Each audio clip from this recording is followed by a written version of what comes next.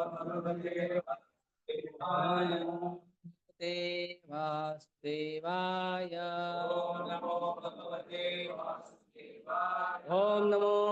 भगवते वासुदेवाय।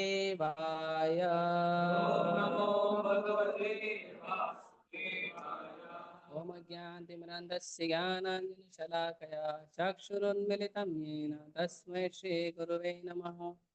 श्रीचैतन्यमनोभीष्टं स्थापितं येन भूतले स्वयं रूप कदा मह्यं ददाति स्वपदान्तिकं। वन्देऽहं श्रीगुरु श्रीयुतापदकमलं श्रीगुरून् वैष्णवांश्च। श्रीरूपं साग्रजातं सहगणरघुनाथान्वितं तं सजीवं साद्वैतं सावधूतं परिजनसहितं कृष्णचैतन्यदेवं श्रीराधाकृष्णपादान् सहगणललिता श्रीशाखान्वितांश्च। नमो विष्णुपादाय कृष्णपृष्ठाय भूतले श्रीमते भक्तिवेदांत स्वामिनिति नामिने। नमस्ते सारस्वते देवे गौरवाणी प्रचारिणे निर्विशेष शून्यवादी पाश्चात्यदेशतारिणे।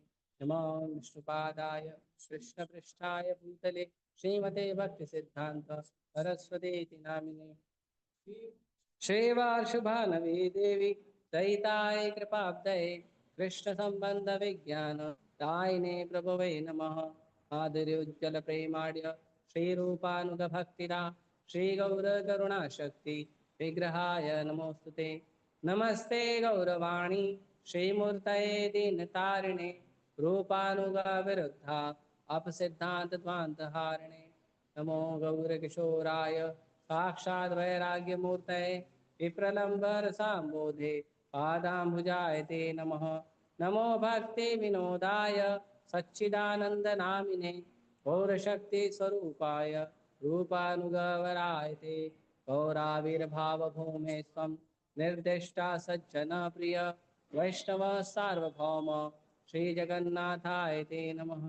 वाञ्छाकल्पतरुभ्यश्च कृपा सिन्धुभ्यैव च पतितानां पावनेभ्यो वैष्णवेभ्यो नमो नमः। नमो महावदन्याय कृष्ण प्रेम प्रदायते कृष्णाय कृष्ण चैतन्य नाम्ने गौरतुषे नमः। पंचतत्वात्मकं कृष्णं भक्तरूप स्वरूपकं भक्तावतारं भक्ताख्यं नमामि भक्तशक्तिकं। हे कृष्ण करुणा सिंधु दीनबंधु जगतपते गोपेश गोपिकाकांत राधाकांत नमोस्तुते। जयतां सुरतरुर्पंगो मम मंदा मतर्गति मत्सर्वस्य पादाम्भोजो राधा मदन मोहनो दिव्य वृंदारण्यकल्पद्रुमादः श्रीमद्रत्नागार सिंहासनस्थौ श्रीमद्राधा शीलगोविन्ददेवो प्रेष्ठालिभिः सेव्यमानो स्मरामि। श्रीमान् रासरसारम्भे वंशीवट्टते स्थितः कर्षन् वेणुस्वनैर्गोपी गोपीनाथाय श्रीस्तुनः। तप्तकाञ्चन गौराङ्गी राधे वृन्दावनेश्वरी वृषभानुसुते देवी प्रणमामि हरिप्रिये। जय श्री कृष्ण चैतन्य प्रभु नित्यानंद श्री अद्वैत गदाधर श्रीवासादि गौर भक्तवृंद। हरे कृष्णा कृष्णा कृष्णा हरे हरे हरे राम राम राम।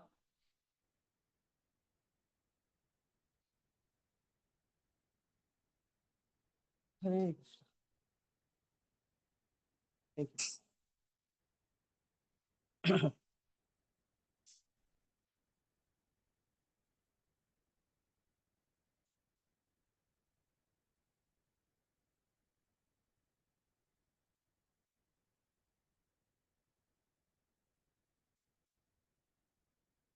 हरे कृष्णा। तो आज हम करेंगे अमेरिका की यात्रा। आप लोग में से कौन कौन अमेरिका गया है? कोई नहीं गया है? मैं भी नहीं गया। लेकिन प्रभुपाद जी गए हैं। तो हम लोग अमेरिका जाएंगे तो प्रभुपाद जी के साथ जाएंगे, है ना? अकेले जाके क्या करेंगे? अमेरिका में हमारा है ही कौन? कोई है हमारा? प्रभुपाद जी है ना, और कोई नहीं है हमारा, है ना? आप में से किसी का होएगा भाई बंधु तो अच्छी बात है, उससे आप स्पॉन्सरशिप करा लेना, ठीक है?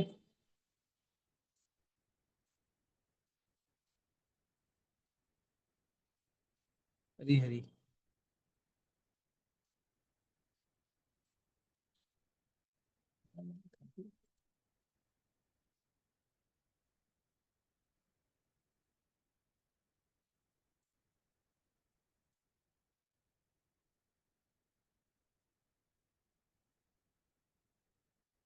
तो इसमें चैप्टर का नाम अलग है, उसमें अलग।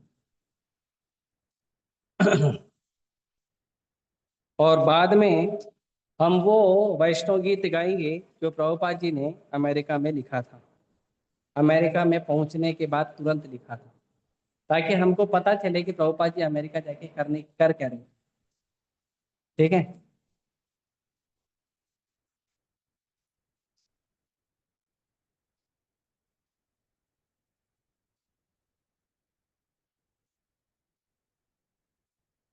तो शिल प्रभुपाद जी जस्ट अमेरिका जाने के कुछ समय पहले प्रभुपाद जी जो हैं वो अ, बहुत प्रयास कर रहे थे।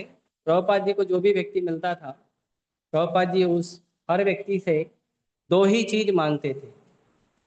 एक वस्तु मांगते थे प्रभुपाद जी कि आप मुझे सहायता करो पुस्तक को छपाने में और पुस्तक को बांटने में, और उसमें भी स्पेशली श्रीमद् भागवतम। प्रभुपाद जी भागवतम छपाने के लिए बहुत जोर दिए थे। तो दो पुस्त तो प्रभुपाद जी भागवतम का तीन जो है फर्स्ट कैंटो, पहले स्कंद का तीन भाग अलग अलग करके छापे थे। और दूसरा प्रभुपाद जी लोगों को निवेदन करते थे कि आप मुझे सहायता करो, मुझे अमेरिका जाना है। तो प्रभुपाद जी के गुरु महाराज भक्ति सिद्धांत महाराज ने उनको ये दो आदेश दिए थे, अमेरिका जाने का नहीं, पर अंग्रेजी भाषा में प्रचार करने का प्रभुपाद जी को आदेश दिया था। जब प्रभुपाद जी 1922 में भक्ति सिद्धांत महाराज से कलकत्ता में उल्टा डांगा नाम के भक्ति सिद्धांत महाराज के गौड़ीय मठ में मिले थे। अभी आप लोग वहाँ जा सकते हैं, अब वो जगह इस्कॉन की हो गई है। और वहाँ पे बहुत सुंदर बनाया है, भक्ति सिद्धांत महाराज का पर्सनल क्वार्टर बनाया है। जहाँ प्रभुपाद जी भक्ति सिद्धांत महाराज से मिले थे, वहाँ पे भक्ति सिद्धांत महाराज और प्रभुपाद जी का सुंदर विग्रह बनाया है, किस तरह से वो बात कर रहे थे। और बहुत सुंदर वो जगह को भी बनाया है। तो वहाँ पे कुछ भक्त भी हैं इस्कॉन के जो सेवा करते हैं। हम लोग गए थे, प्रभुपाद जी की कृपा से वहाँ का महाप्रसाद भी मिला, वो भी खा लिया हम लोग ने। तो उल्टा डांगा में प्रभुपाद जी को उनका एक फ्रेंड लेके गया था। और वो मित्र जब प्रभुपाद जी को लेके गया, और प्रभुपाद जी ने जब बैठने के पहले जो अ, भक्ति सिद्धांत महाराज है उनको प्रणाम करने के बाद बैठते हैं जनरली। कभी भी हम लेक्चर में आते हैं तो पहले लेक्चर देने वाले व्यास पीठ को प्रणाम करते हैं, लेक्चर देने वाले को नहीं करते हैं। इसको व्यास पीठ बोलते हैं। जिस पर बैठ के लेक्चर देते हैं वो व्यास देव का रिप्रेजेंटेटिव होता है। अभी यहाँ पे तो कुर्सी पे बैठे हैं, मंदिर में आप देखेंगे व्यास आसन होता है। वो व्यास आसन जो है व्यास देव जी का गद्दी है, या व्यास देव जी का रिप्रेजेंटेशन है, उनका प्रतिनिधि है। तो जो लेक्चर देने वाला होता है, जिस समय वो लेक्चर दे रहा होता है उस समय भगवान आदि गुरु भगवान श्री कृष्ण के साहित्य अवतार व्यास देव जी को वो रिप्रेजेंट करता है। इसीलिए भले लेक्चरर हमको पसंद हो या नहीं हो, हमको लेक्चर सुनने जाना चाहिए। कभी कभी मुझे ये शिकायत मिलती है कि मुझे नहीं, कई बार ये शिकायत होती ही है कि जो हमारे पसंद का लेक्चर देने वाला हो तो हम जाएं। राइट। हमारे पसंद का हो या नहीं हो, जो भी व्यक्ति लेक्चर देगा वो कृष्ण कथा ही बोलेगा ना। तो हमें कृष्ण कथा की रुचि के लिए जाना चाहिए। अब कृष्ण कथा में हमें आनंद आए या न आए, हमें श्रद्धा पूर्वक हर समय कोई भी लेक्चर दे तो जाकर बैठना चाहिए, कोई भी लेक्चर दे, क्योंकि हमें व्यास देव जी को सुनने जाना चाहिए। तो जो भी व्यक्ति वहां बैठता है वो व्यास देव जी का प्रतिनिधि करता है। है ना। देखिए, कोई भी कार्य अगर हम करते हैं, उस कार्य की सही भावना पता होना चाहिए। अगर सही भावना नहीं पता होगी तो उस कार्य में उत्पात होता है। जैसे उदाहरण के लिए, डॉक्टर का प्रोफेशन लोग क्यों चुनते हैं, क्यों डॉक्टर बनना चाहते हैं? क्योंकि डॉक्टर में प्रोफेशन में पैसा ज़्यादा है, इसके लिए डॉक्टर बनते हैं। इंजीनियर क्यों बनते हैं? अच्छा प्लेसमेंट मिलता है हाई पैकेज का, इसके लिए बनते हैं। लेकिन वो उसकी असली भावना नहीं है। असली भावना क्या है? डॉक्टर बनना चाहिए समाज का सेवा करने के लिए, कि समाज में लोग निरोगी रहें। इंजीनियर बनना चाहिए समाज में सच्ची भावना से, बिना करप्शन के रोडवेज रेलवेज बनाना, ताकि समाज का डेवलपमेंट हो, विकास हो। ये भावना होनी चाहिए। टीचर क्यों बनना है? क्योंकि हमने पढ़ाई किया, कहीं नौकरी नहीं मिली तो ठीक है टीचर बन जाएंगे, ट्यूशन क्लास खोल देंगे घर में। इसके लिए टीचर नहीं बनना है। टीचर क्यों बनना चाहिए? टीचर बनना चाहिए समाज के लोगों में चरित्र निर्माण करने के लिए। उसके लिए पहले चाहिए कि पहले खुद चरित्र निर्माण करें, है ना। ऐसे नहीं कि आप बच्चों को ज्ञान दे रहे हो और बाहर जाके आप सिगरेट पी रहे हो, तो आप टीचर नहीं हो। मैंने ऐसा देखा है एक टीचर को, वो टीचर सिगरेट पीता था। तो एक बार मैं और वो, हम दोनों साथ में खड़े थे। तो बच्चे लोग मुझे ऐसे हाथ जोड़ के प्रणाम कर रहे थे और उनको बोलते थे हाय सर। तो जब बच्चे लोग चले गए तो उसने बोला ऐसा अलग अलग क्यों? तुमको ऐसा हाथ जोड़ के प्रणाम किया और मेरे को बोले हाय सर, ऐसा क्यों? तो मैंने उसको बोला क्योंकि मैं सिगरेट नहीं पीता हूँ। ऑब्वियसली उस समय मैं इस्कॉन से कनेक्ट हो चुका था, और मुझे जो भी बच्चे मिलते थे उनको मैं भगवद गीता की चर्चा करता था। तो इसीलिए बच्चों में श्रद्धा का भाव था कि ये व्यक्ति धर्म का चर्चा करता है, भक्ति का चर्चा करता है, इसीलिए वो हाथ जोड़ते थे। लेकिन उस व्यक्ति को भी तो शिक्षा देनी है ना, कि आपको लोग क्यों रिस्पेक्ट नहीं कर रहे हैं। हालांकि वो मेरे से उस कॉलेज में 10 साल सीनियर थे। 10 साल सीनियर होने के बाद भी बच्चे लोग उनको वो रिस्पेक्ट नहीं दे रहे थे। क्यों? क्योंकि अगर हमारे अंदर गलत आदत है, हमारा ही चरित्र खराब है, तो बच्चे हमको रिस्पेक्ट नहीं करेंगे। इसके लिए टीचर होना चाहिए, चीटर नहीं होना चाहिए, है ना। तो इसीलिए ये सब भावना होनी चाहिए।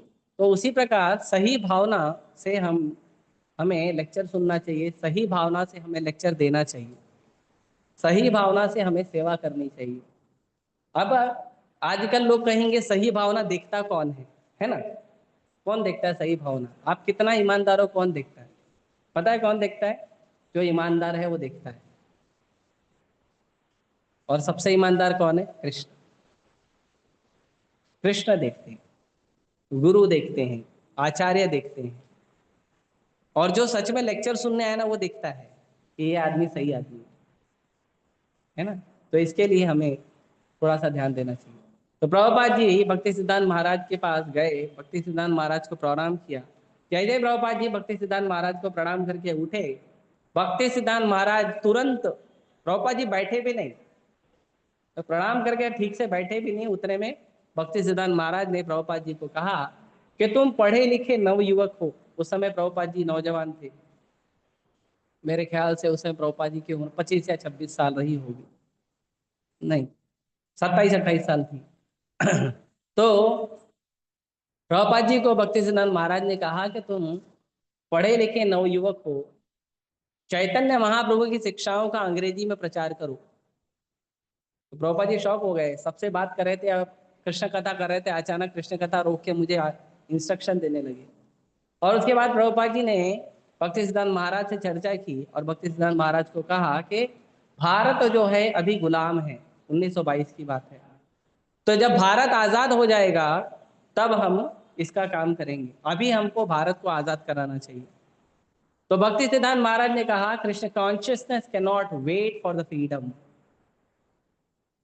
जो कृष्ण भक्ति है, कृष्ण भावनामृत है, ये आजादी का इंतजार नहीं कर सकती।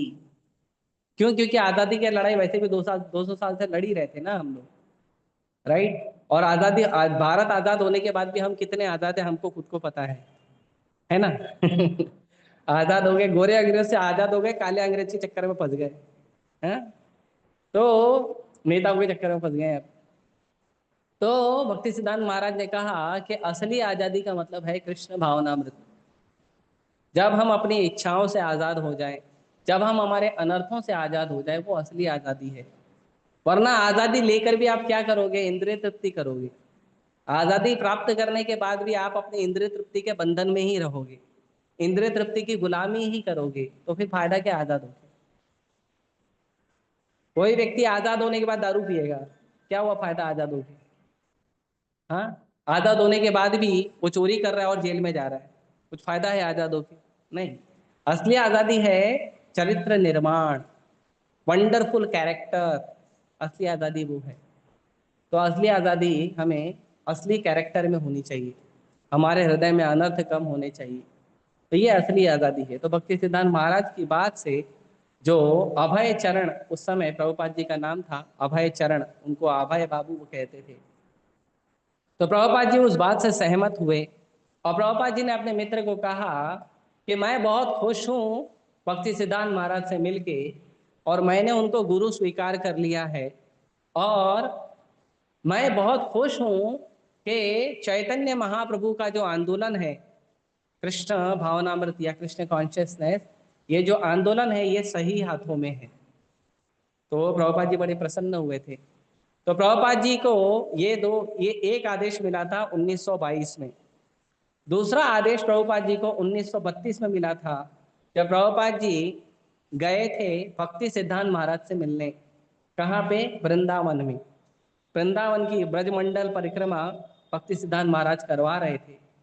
तो उस परिक्रमा के समय वहाँ पे प्रभुपाद जी को पता चला कि भक्ति सिद्धांत महाराज हैं, तो वो मिलने गए थे अपने छोटे से बेटे के साथ। तो जब प्रभुपाद जी उनसे मिलने गए तो राधा कुंड पे प्रभुपाद जी को भक्ति सिद्धांत महाराज ने एक और आदेश दिया था।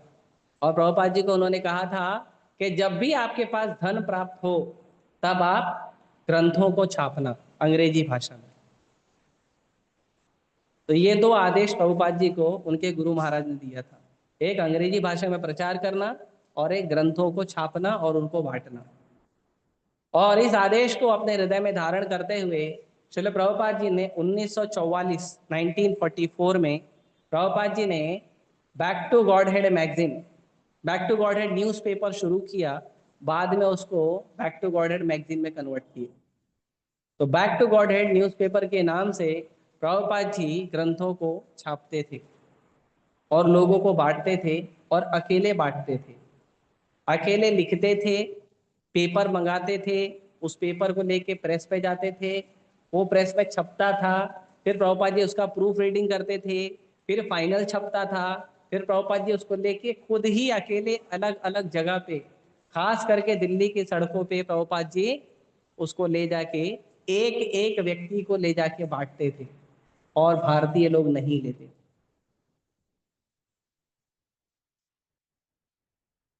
हमारे मंदिर में अ, सोमवार या मंगलवार को क्लास हुआ था।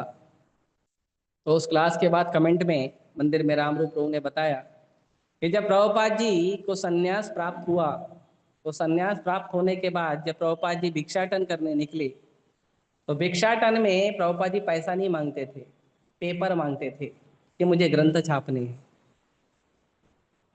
पेपर मांगते थे। ऐसे तो जनरली लोग भिक्षा मांगते हैं, पैसा दे दो। प्रभुपाद जी पेपर मांगते थे, क्योंकि पहले के समय जब देश आज़ाद नहीं हुआ था, तब पेपर के ऊपर भी कंट्रोल था, पेपर नहीं दिया जाता था। क्योंकि भारत के जो क्रांतिकारी लोग थे वो क्या करते थे, वो पेपर के ऊपर पैम्पलेट पैम्पलेट छाप के उसको, उस पे क्रांति का संदेश लिख के लोगों को बांट देते थे। तो अंग्रेजों के खिलाफ बगावत हो जाती थी, तो अंग्रेजों ने उसको कंट्रोल कर दिया था।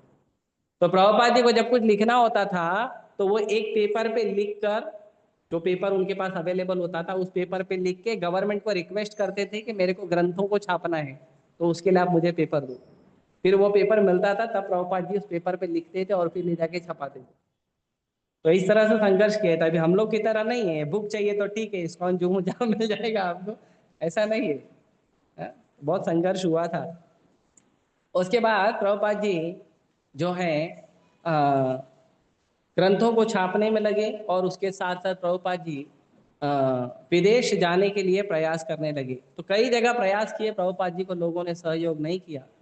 फाइनली प्रभुपाद जी को एक माता जी जो सिंधिया कंपनी की मालिक थी, सिंधिया जो सिंधिया बड़े रईस लोग होते हैं, तो सिंधिया कंपनी की मालिक थी। वो सिंधिया जो है वो कार्गो शिप, जो मालवाहक पानी का जहाज होता है ना, वो मालवाहक पानी का जहाज यहाँ यहाँ से अमेरिका, लंदन या विदेशों में पानी का वो विदेशों में जो भारत से जो सामान है उधर भेजना या उधर से सामान इधर भेजना, है ना, मालवाहक जहाज था।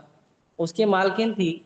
उनसे प्रभुपाद जी का मिला मुलाकात हुआ। प्रभुपाद जी ने उनसे बात किया और प्रभुपाद जी ने उनको पहली बार में ही बोला था। ऐसा बताते हैं कुछ भक्त कि पहली बार सुमति मुरारजी उनका नाम है, तो सुमति मुरारजी को सबसे पहली बार प्रभुपाद जी मिले थे कुरुक्षेत्र में। और वो माता जी जो है वो साधु को दक्षिणा दे रही थी। और जब वो प्रभुपाद जी के पास आई तो प्रभुपाद जी ने बोला मुझे ये सब नहीं चाहिए। तो माता जी ने पूछा तुमको क्या चाहिए? तो प्रभुपाद जी ने बोला मुझे अमेरिका का टिकट चाहिए।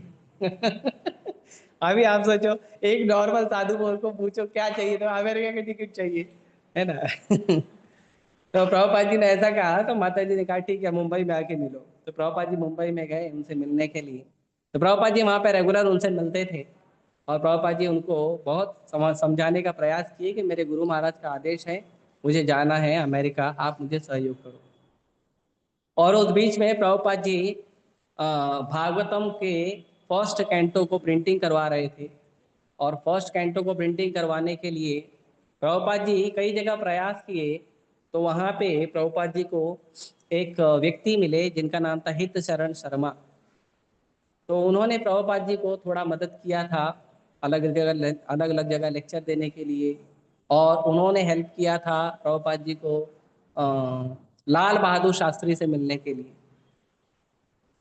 और वो हित शरण शर्मा जी उन्होंने बताया प्रभुपाद जी को, क्योंकि हित शरण शर्मा जी जो हैं वो एक बड़े कंपनी के मालिक के सेक्रेटरी थे। तो उन्होंने प्रभुपाद जी को कहा कि आप हनुमान प्रसाद पोद्दार दास जी के पास जाइए, जो गीता प्रेस के ओनर हैं, उनके पास जाइए।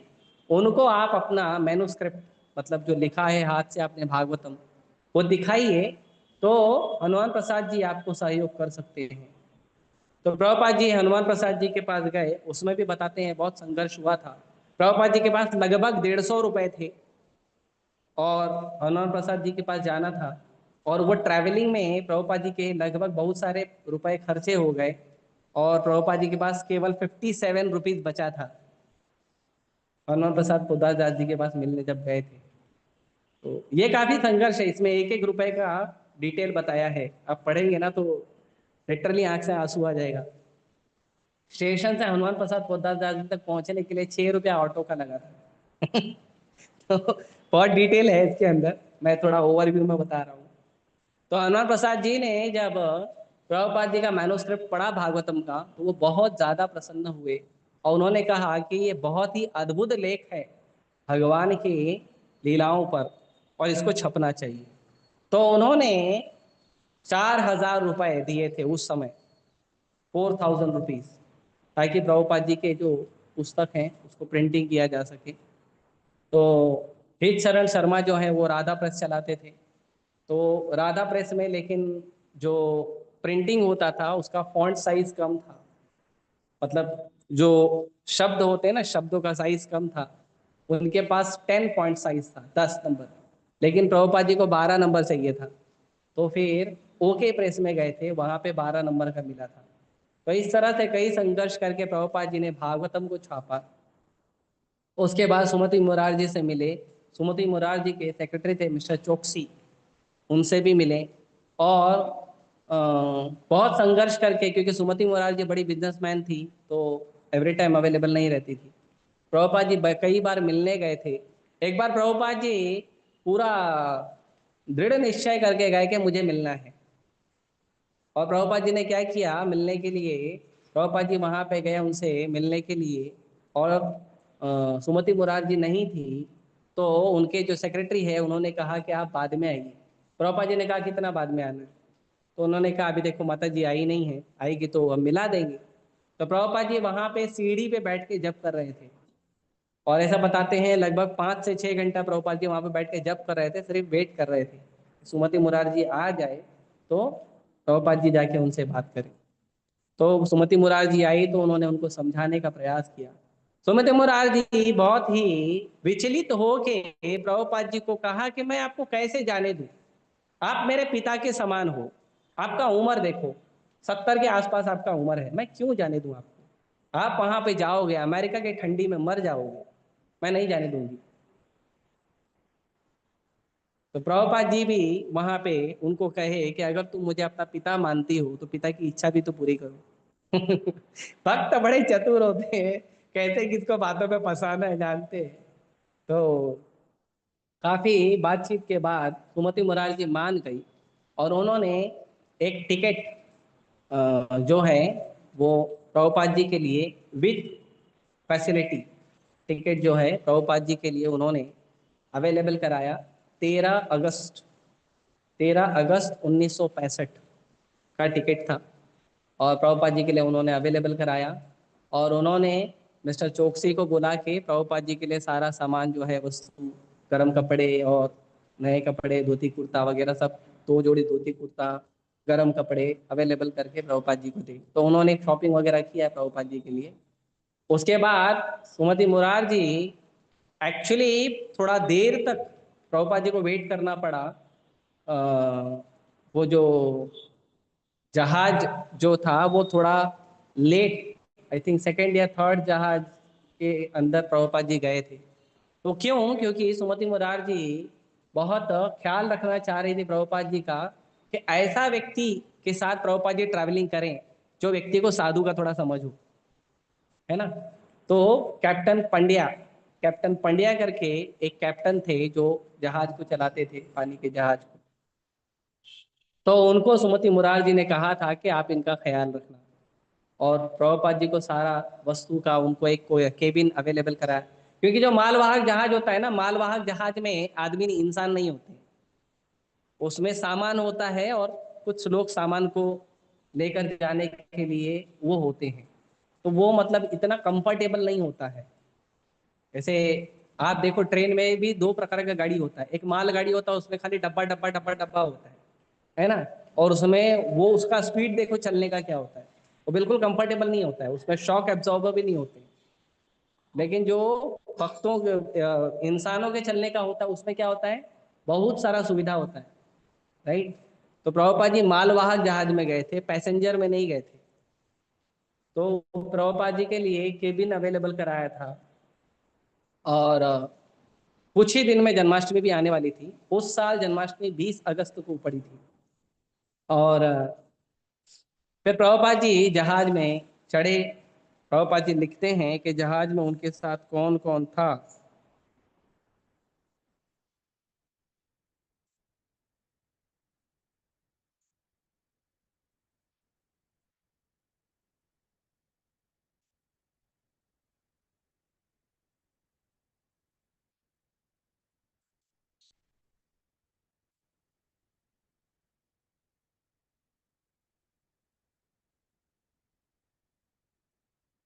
प्रभुपाद जी को जाने के पहले अमेरिका में एक व्यक्ति थे प्रभुपाद जी के मित्र, मिस्टर भट्टाचार्य। उन्होंने न्यूज़पेपर में आर्टिकल छपाने का प्रयास किया था, तो ये बताया जाए सबको कि एक साधु अमेरिका जा रहा है कृष्ण भक्ति का प्रचार करने के लिए। तो कई सारे न्यूज़पेपर वालों को रिक्वेस्ट किया, तो सब लोग ने तो नहीं छापा। एक बंगाली न्यूज़पेपर वाला था जिसका नाम था दैनिक बासुमती, उन्होंने छोटा सा आर्टिकल प्रभुपाद जी के फोटो के साथ छापा था कि भक्ति वेदांत स्वामी जो हैं अमेरिका की यात्रा कर रहे हैं कृष्ण भक्ति का प्रचार करने के लिए।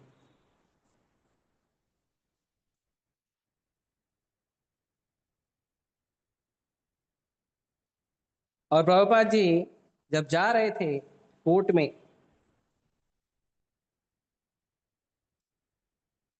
जब प्रभुपाद जी बोट में जा रहे थे, तो बोट में जाते समय प्रभुपाद जी को एक छोटी सी चिंता थी, और वो ये चिंता थी कि कहीं मेरा शरीर वृंदावन से दूर न छूट जाए।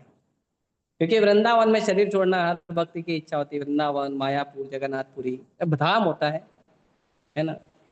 लेकिन भगवान के जो शुद्ध भक्त होते हैं वो अपने हृदय में धाम लेकर चलते हैं, उन्हें चिंता नहीं होती है। लेकिन प्रभुपाद जी एक चिंता बता रहे हैं कि कहीं मैं अमेरिका जाऊं, वहां शरीर न छूट जाए। तो इस तरह से प्रभुपाद जी यहाँ पे बहुत सुंदर ये जो पुस्तक है सतस्वरूप दास गोस्वामी जी ने लिखा है, प्रभुपाद जी का शिष्य है, बहुत अच्छा वर्णन किया है। हालांकि बहुत शॉर्ट डिस्क्रिप्शन है लेकिन अच्छा वर्णन किया है। तो महाराज बता रहे हैं कि भारत में सन्यासी का सम्मान था। तो सिचुएशन बता रहे हैं कि अमेरिका का सिचुएशन क्या था प्रभुपाद जी के लिए। तो बता रहे हैं कि भारत में सन्यासियों का सम्मान था, श्रीमद् भागवत का सम्मान था, लेकिन अमेरिका में दूसरी बात होगी। वहां के लिए वे कुछ भी नहीं थे, केवल एक विदेशी थे। वहां न साधुओं की कोई परंपरा थी, न मंदिर थे, न निशुल्क आश्रम, मतलब जो धर्मशाला वगैरह होती है वो भी नहीं थे। लेकिन जब उन्हें उन पुस्तकों का ध्यान आता जो वो ले जा रहे थे, जिनमें अंग्रेजी भाषा में दिव्य ज्ञान भरा था, तो उनमें आत्मविश्वास जाग उठता। अमेरिका में जब वे किसी से मिलेंगे तो उसे श्रीमद् भागवत, भारत का शांति और सद्भावना का संदेश नामक सूचक पत्र भेंट करेंगे। तो प्रभुपाद जी के पास ना पैसा था, ना प्रभुपाद जी विदेश में जा रहे हैं तो वहाँ पे मंदिर है। अभी जैसे हम लोग जाएंगे कभी धाम घूमने जाएंगे तो हम लोग पहले ही पूछते हैं प्रभु जी वहाँ पे आश्रम में रुकेंगे कि नहीं, प्रभु जी प्रसाद का सुविधा होएगा कि नहीं, अच्छा मैं थोड़ा बीमार हूँ तो मेरे लिए अलग प्रसाद मिलेगा कि नहीं, है ना। सब सब पूछते हैं। ट्रैवलिंग कैसे होएगा, पैदल तो ज्यादा नहीं चलाओगे ना, 5-6 किलोमीटर। गिरिराज की परिक्रमा छोड़ के बाकी तरफ पैदल नहीं चलाना हमको, है ना। हम लोग यात्रा निकालते हैं तो हमने देखा है भक्त लोग 2 किलोमीटर भी पैदल नहीं चलते, है ना। कई बार ऐसा होता है कि वो बैरिकेड लगा देते हैं ज्यादा भीड़ होती है तो भक्तों को 1 किलोमीटर 2 किलोमीटर बोलते हैं चलो, तो वो भी नहीं चलते, बोलते नहीं हमको टोटो चाहिए। है? तो लेकिन प्रभुपाद जी का देखिए ना, वहां पे उनके पास पैसा है, ना वहाँ मंदिर है, ना वहाँ धर्मशाला है। अब पैसा नहीं है तो कम से कम धर्मशाला रहेगा ना, कम से कम फ्री में रहेगा, रुक सके, वो भी नहीं है। और तो और वहां के लोगों में साधु के लिए सम्मान भी नहीं है, ग्रंथों के लिए सम्मान भी नहीं है। और वो लोग अमेरिकन है और प्रभुपाद जी इंडियन है। वे इंडियन लोगों को कितना रिस्पेक्ट देते थे, तो ज्यादा रिस्पेक्ट भी नहीं मिलता था। भारत जस्ट आजाद हुआ था 1965 में। तो इतना सब, लेकिन प्रभुपाद जी को कॉन्फिडेंस किस चीज का था कि मेरे पास भागवतम है। तो अगर हमारे पास सारी वस्तु समाप्त हो जाए, हमें कुछ भी ना मिले, तो ये प्रभुपाद जी की जो पुस्तकें हैं ना, ये हमारी भक्ति को आगे बढ़ाएगी। इसका पूरा का पूरा हमारे अंदर डिटर्मिनेशन होना चाहिए, दृढ़ता होनी चाहिए कि प्रभुपाद जी के ग्रंथ हमारा पालन पोषण कर सकते हैं, है ना। प्रभुपाद जी के पास भागवतम था। 13 अगस्त का दिन था, श्री कृष्ण जन्माष्टमी के कुछ दिन पहले का, जिसके दूसरे दिन उनका 70वां जन्मदिन आने वाला था। विगत कुछ वर्षों में वे हर कृष्ण जन्माष्टमी के दिन वृंदावन में होते थे। हर जन्माष्टमी प्रभुपाद जी वृंदावन में मना रहे थे, लेकिन इस बार अब उनका जन्माष्टमी कहाँ मनाएंगे, बोट पे, अमेरिका में नहीं, बोट पे, ना इंडिया में ना अमेरिका में, पानी के ऊपर, है ना, पतरे की धरती पे, वो लोहे का पतरा है ना, जहाज। हम्म। विगत कुछ वर्षों में वे हर कृष्ण जन्माष्टमी के दिन वृंदावन में होते थे। बहुत से वृंदावनवासी जो वहां रहते हुए वृद्धाश्रम को प्राप्त हुए हैं और जहां उन्हें शांति मिलती है, उसे छोड़ना पसंद नहीं करेंगे। भक्ति वेदांत स्वामी को भी यह चिंता थी कि कहीं उनकी मृत्यु वृंदावन से दूर देश में न हो। यही कारण है कि सभी वैष्णव साधु विधवाएं यह शपथ लेते हैं कि मथुरा जाने के लिए भी वे वृंदावन को नहीं छोड़ेंगे। मतलब जो साधु लोग जो हैं वो मथुरा भी नहीं जाते हैं, वृंदावन में ही रहते हैं, क्योंकि गलती से मथुरा गए उधर शरीर छूट गया तो इसके लिए वो लोग मथुरा भी नहीं जाते हैं, वृंदावन में ही शरीर छोड़ता है। हाँ? क्योंकि वृंदावन में यह शरीर त्याग करना जीवन की पूर्णता प्राप्त करना है। और हिंदू परंपरा यह है कि एक सन्यासी को सागर के पार नहीं जाना चाहिए और मलेच्छों के देश में नहीं जाना चाहिए। मलेच्छ किसको कहते हैं? मलेच्छ कहते हैं जो मांस खाता है।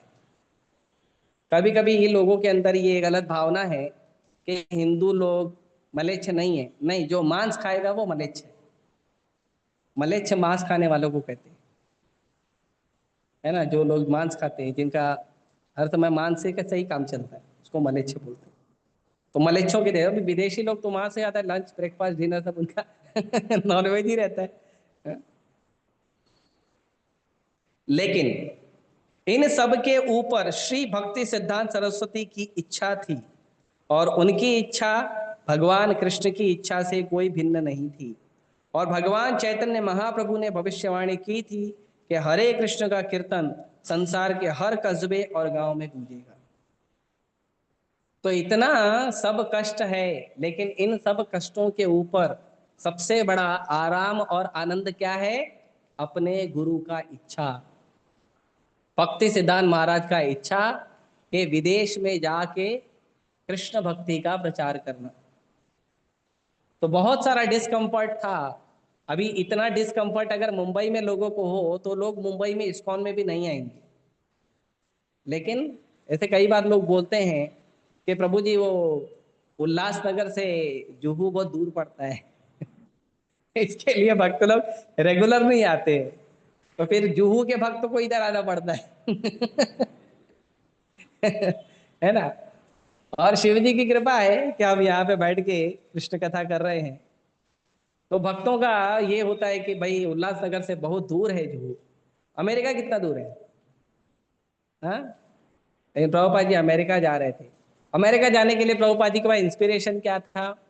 प्रभुपाद जी के पास बुक्स था और अपने गुरु महाराज का आज्ञा, और कुछ नहीं था। पैसा था नहीं है ना।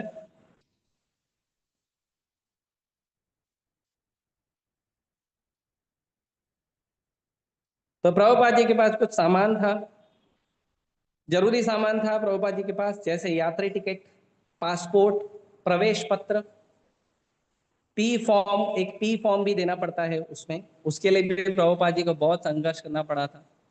जो एसबीआई वाले हैं वो परेशान किए थे प्रभुपाद जी को, बैंक वालों ने। हम्म। और जमींदार का पता, जमींदार मतलब जो वहां पे रहता है, किसके घर में रुकेंगे बताना पड़ता है। अभी इंडिया में तो चलो ठीक है, चलो कहीं भी चलेंगे, घूम के आएंगे। वहां बताना पड़ता है कि आप हमारे देश में आओगे तो कहाँ रुकोगे, वो भी बताना पड़ता है। प्रभुपाद जी वो भी मिस्टर अग्रवाल के घर पे रुके थे, गोपाल अग्रवाल और शैली अग्रवाल, हस्बैंड वाइफ, उनके घर पे रुके थे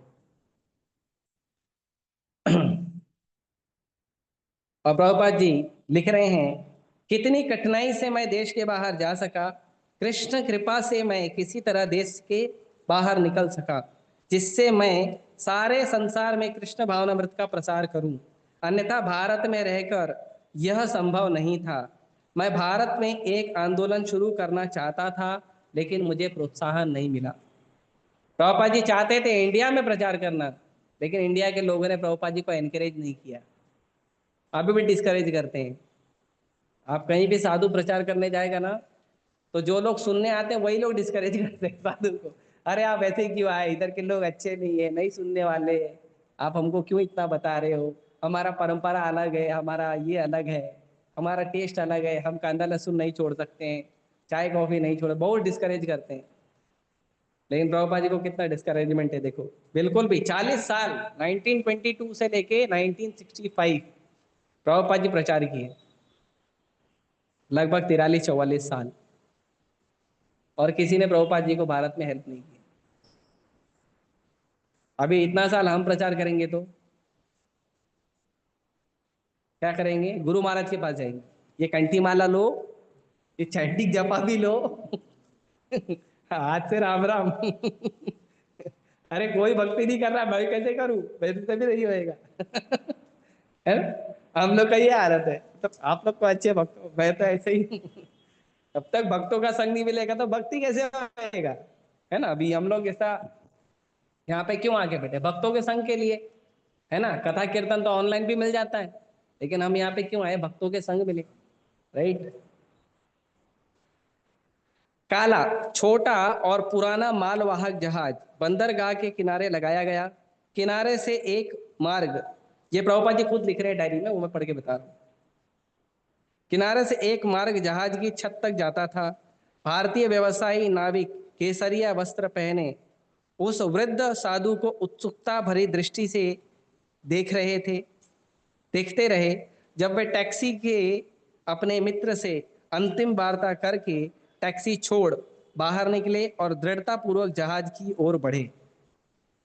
हजारों वर्षों से कृष्ण भक्ति की जानकारी केवल भारत में थी, बाहर नहीं, सिवाय उन विकृत और झूठे विवरणों के जो विदेशियों द्वारा दिए जाते थे और जो स्वामी अभी तक अमेरिका पहुंचे थे। वे भक्त नहीं थे, मायावादी व्यक्तित्व विहीन स्वामी थे। लेकिन अब कृष्ण भक्ति वेदांत स्वामी को अपने दूत के रूप में भेज रहे हैं। तो पहले भी लोग गए थे विदेशों में कृष्ण के बारे में प्रचार करना, और विदेशों में जो भगवान कृष्ण के बारे में लोग जानते थे वो सब माइथोलॉजी जानते थे। मतलब कृष्ण है, राम है, ये कौन है? ये काल्पनिक भगवान है, असली भगवान नहीं है।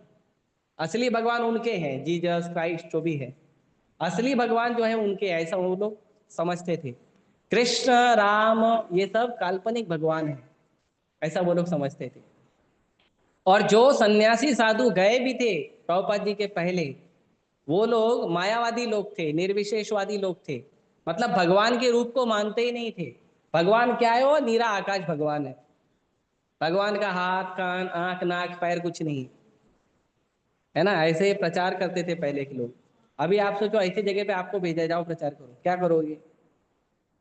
आपको पता चलेगा तो क्या करोगे?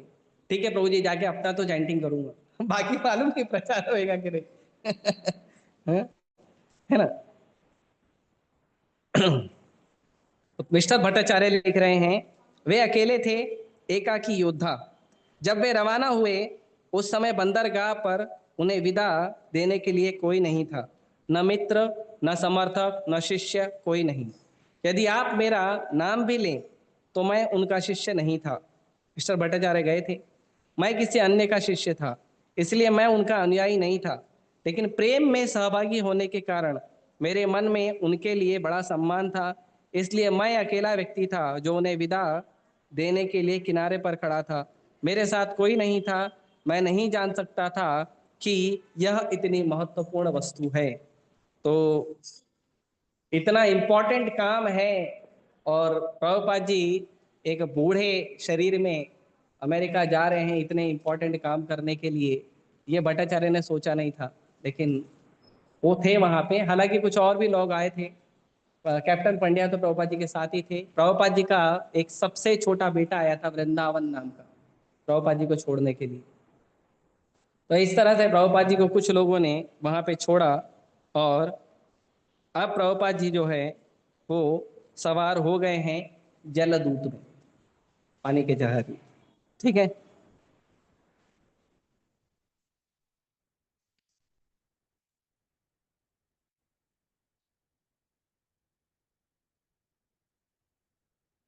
तो जब प्रभुपाद जी जहाज में चढ़े और जहाज शुरू हुआ,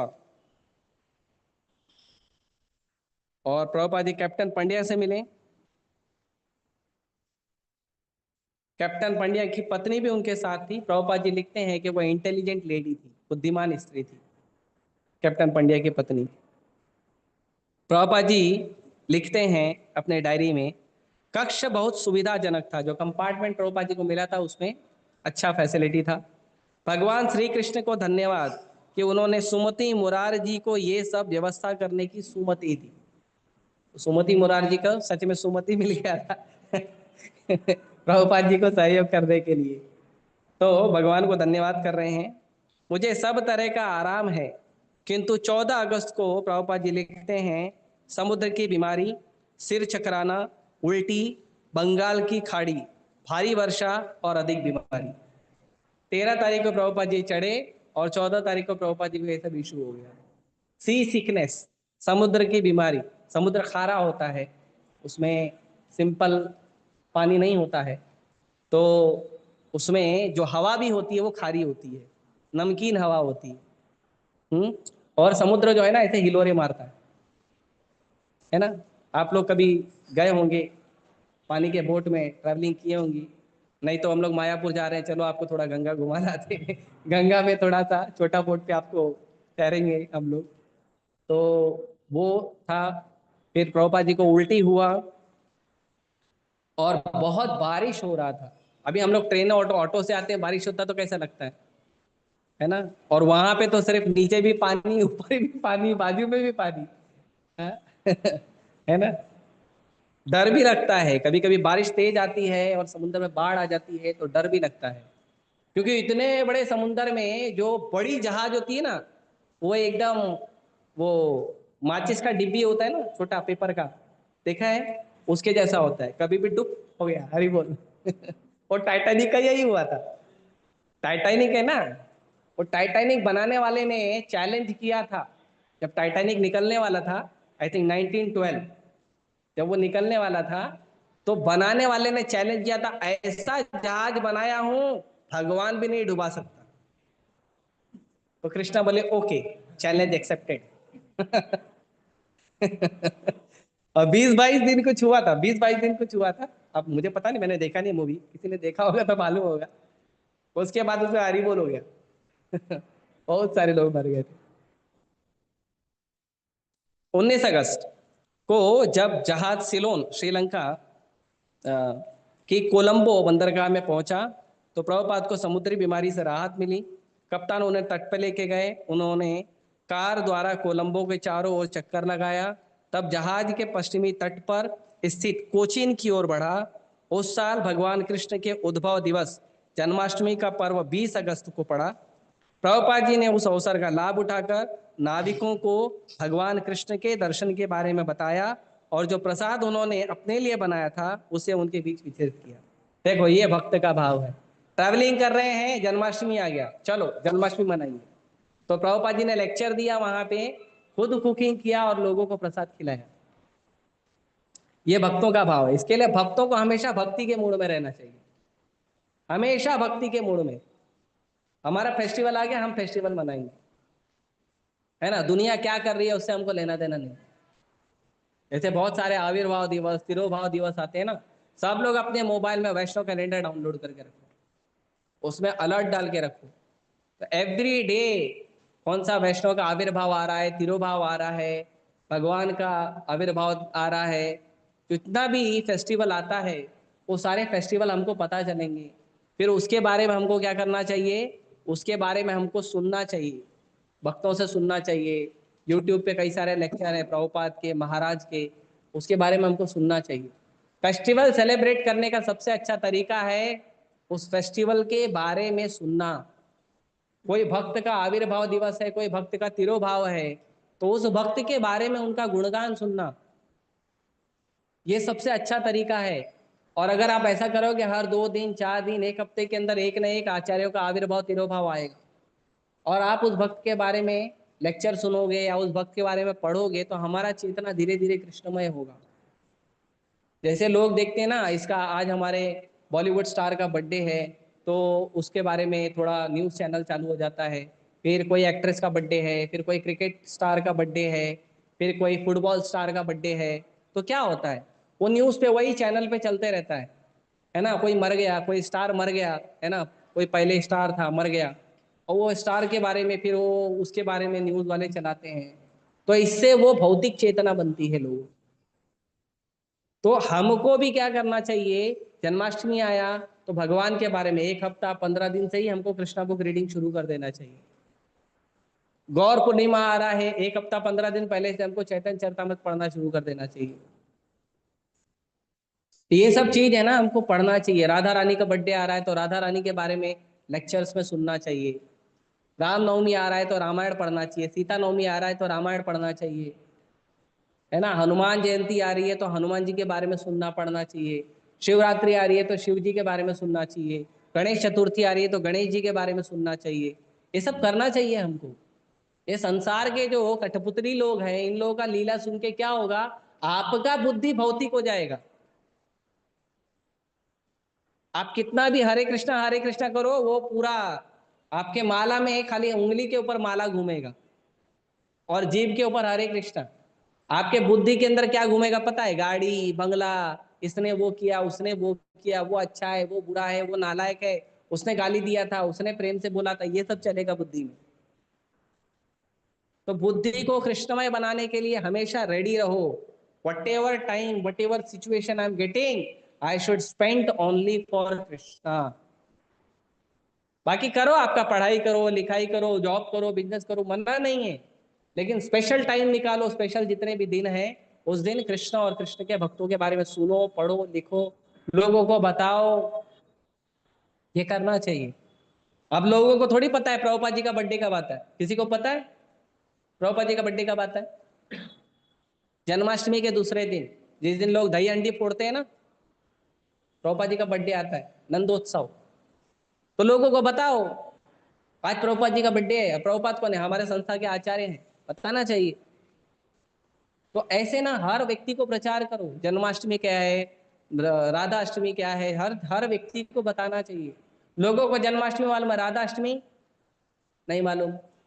लोगों को रामनवमी पता है, सीता नवमी नहीं मालूम, गौर पूर्णिमा नहीं मालूम, नित्यानंद त्रयोदशी नहीं मालूम, नरसिंह चतुर्दशी नहीं मालूम, वरा जयंती नहीं मालूम। लोग वरा जयंती मनाते हैं, वरा द्वादशी नहीं मनाते, पता है? वरा द्वादशी जो है एक्चुअली वरादेव जब प्रकट हुए, और एक वरा जयंती पता नहीं किसी कैलेंडर से निकाला उन लोगों ने, तो वो लोग वरा वरा जयंती मनाते हैं, वरा द्वादशी नहीं मनाते। परशुराम जयंती नहीं मालूम है लोगों को। तो ये हमको पता करना चाहिए और हमको मनाना चाहिए, हमको सेलिब्रेट करना चाहिए। कैसे सेलिब्रेट करना चाहिए? भगवान को फूल चढ़ाओ, नैवेद्य चढ़ाओ, स्पेशल भोग लगाओ, और उस दिन बैठ के भगवान के उस लीलाओं के बारे में सुनो। जिस भक्त का आविर्भाव तिरोभाव है, उस भक्त के लीलाओं के बारे में सुनो, पढ़ो, और वो चेतना बनाओ पूरा दिन भर, और शाम को जाके प्रचार करो।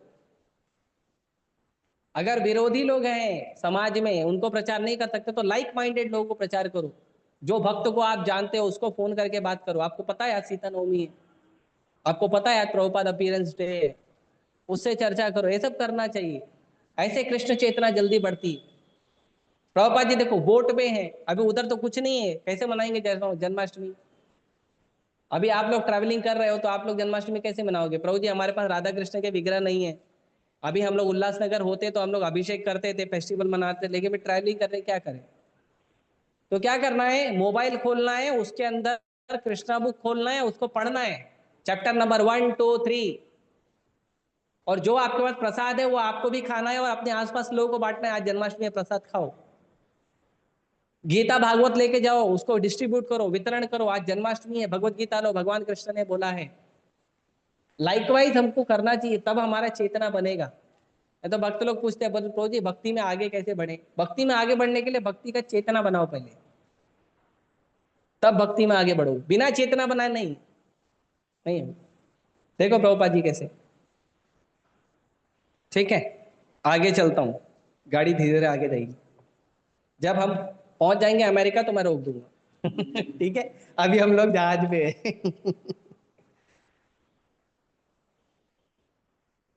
21 अगस्त उनका 70वां जन्मदिन था, जो बिना किसी रस्म के उन्होंने समुद्र पे मनाया। उस दिन जहाज कोचीन पहुंचा, और शिल प्रभुपाद के ट्रंक, जिसमें श्रीमद् भागवत की पुस्तकें भरी थी, और जो बंबई से भेजे गए थे, जहाज पे लादे गए। प्रभुपाद जी अलग चढ़े थे, और बुक अलग जगह से प्रभुपाद जी के पास पहुंचा था, कोचीन बंदरगाह पे, कोचीन पोर्ट पे पहुंचा था। 23 अगस्त को जहाज सागर पहुंच गया, जहां प्रभुपाद जी को बड़ी कठिनाई का सामना करना पड़ा। उन्होंने अपनी डायरी में लिखा, वर्षा समुद्री बीमारी, बारिश हो रही थी, समुद्र की बीमारी लगी, चक्कर आ रहा था, सिर दर्द हो रहा था, भूख का अभाव हो रहा था, और उल्टी आ रही थी। ये लक्षण बने रहे, किंतु उनकी बीमारी समुद्री बीमारी से कहीं अधिक थी। छाती के दर्द ने उन्हें लगा कि वे किसी भी क्षण मर सकते हैं। 2 दिन के अंदर उन्हें 2 बार दिल का दौरा पड़ा। 2 दिन में 2 बार heart attack, back to back. अभी हमको हार्ट अटैक होगा तो क्या होएगा? क्या करेंगे हम लोग? जहाज यू टर्न लो। है ना, इमरजेंसी लैंडिंग। राइट। पापा जी ने कुछ नहीं किया, भगवान को प्रार्थना कर रहे। 2 दिन के अंदर उन्हें 2 बार दिल का दौरा पड़ा। अपने मिशन के उद्देश्य का चिंतन करते हुए उन्होंने कष्ट सहन किया, किंतु 2 दिनों के गहरे दौरे के बाद उनके मन में आया कि यदि एक और दौरा पड़ा तो निश्चय ही वे नहीं बचेंगे। दूसरे दिन रात में प्रभुपाद जी ने एक स्वप्न देखा। भगवान कृष्ण अपने अनेक रूपों में एक नाव खे रहे हैं, मतलब नाव चला रहे हैं।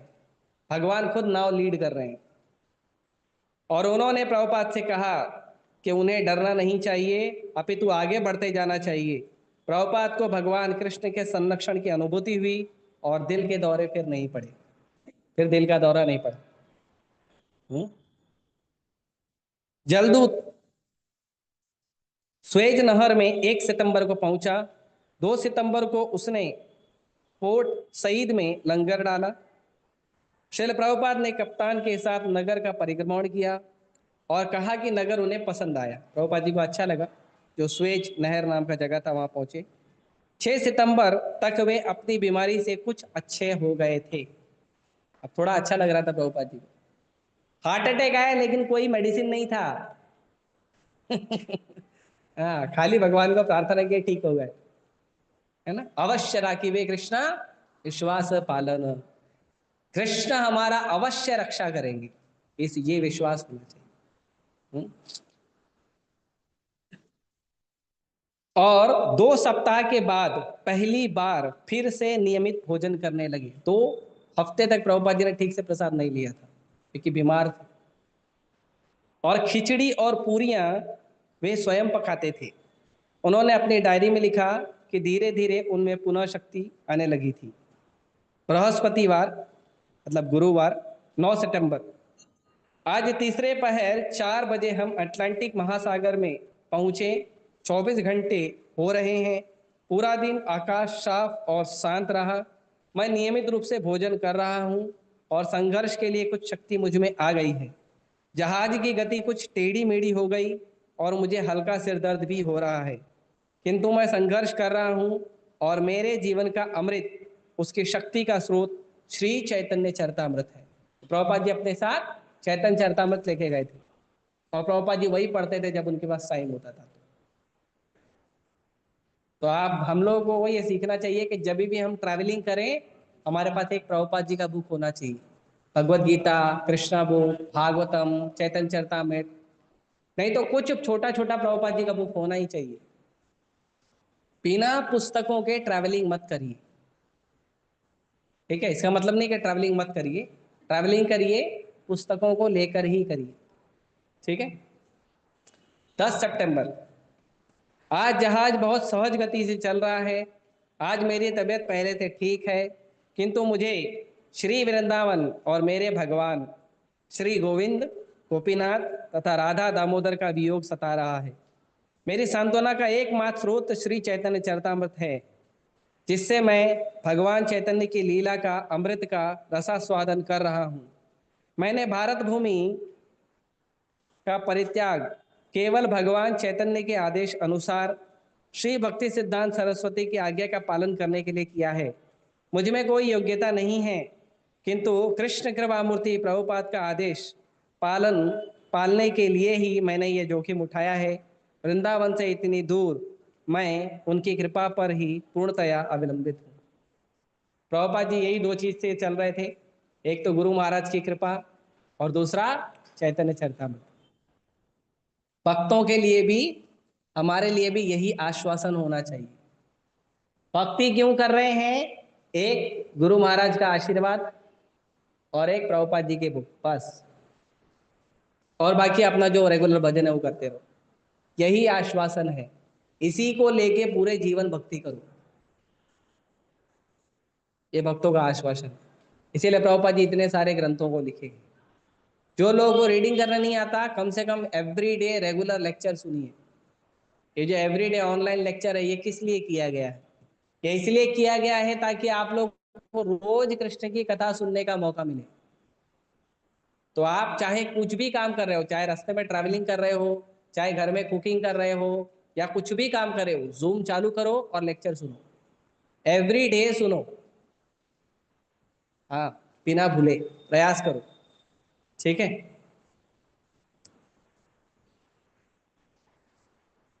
उसके बाद प्रभुपाद जी जो हैं वो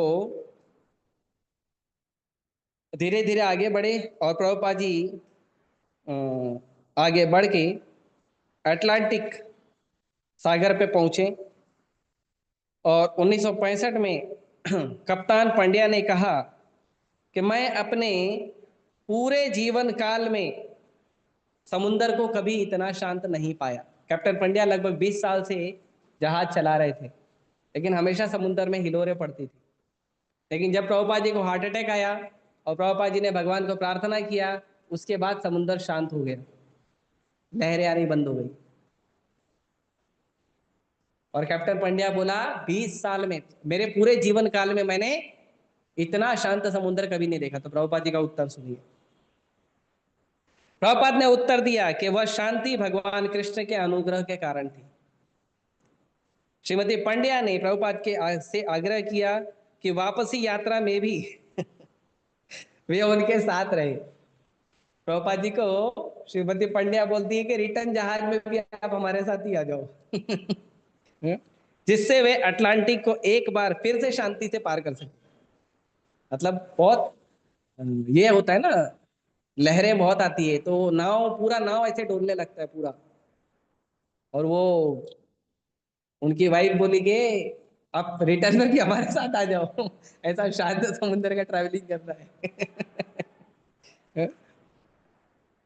चल प्रभुपाद ने डायरी में लिखा कि यदि अटलांटिक ने अपना सामान रूप में दिखाया होता तो मैं कदाचित मर गया होता, किंतु भगवान कृष्ण ने जहाज का भार अपने ऊपर ले लिया।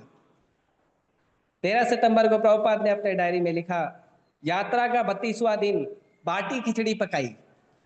बाटी और खिचड़ी बनाया था प्रभुपाद जी ने वह स्वादिष्ट लगी, इसीलिए मैं कुछ भोजन कर सका। आज मैंने अपना हृदय अपने साथी भगवान कृष्ण के प्रति खोल दिया है। इस विषय में मेरी रची हुई एक बंगाली कविता है। और प्रभुपाद जी ने एक बंगाली कविता लिखी थी।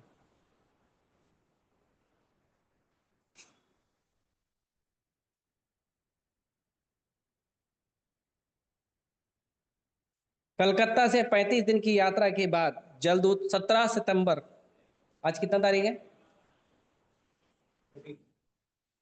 13 तारीख, 17 तारीख को प्रभुपाद जी पहुंचे। ठीक है, 17 तारीख को फिर से पढ़ना आपने, ये 2 चैप्टर है। ठीक है, ये 2 चैप्टर पढ़ना। कौन कौन सा चैप्टर है? चैप्टर का नाम है स्वप्न साकार हुआ, द ड्रीम कम ट्रू, और दूसरा है अमेरिका की यात्रा। ठीक है, ट्रैवल टू अमेरिका। ये 2 चैप्टर प्रभुपाद लीलामृत में आप लोग खोल के पढ़ना। और अगर आपके पास प्रभुपाद लीलामृत नहीं है तो वेदा बेस के अंदर आपको प्रभुपाद लीलामृत मिलेगा, उसको खोल के इंग्लिश में पढ़ लेना। हिंदी में पढ़ना है तो उसी को ट्रांसलेट करना, पूरा पेज ट्रांसलेट हो जाएगा। ठीक है, लेकिन आप लोग लीलामृत जरूर पढ़ना। 17 तारीख, 17 सितंबर ठीक है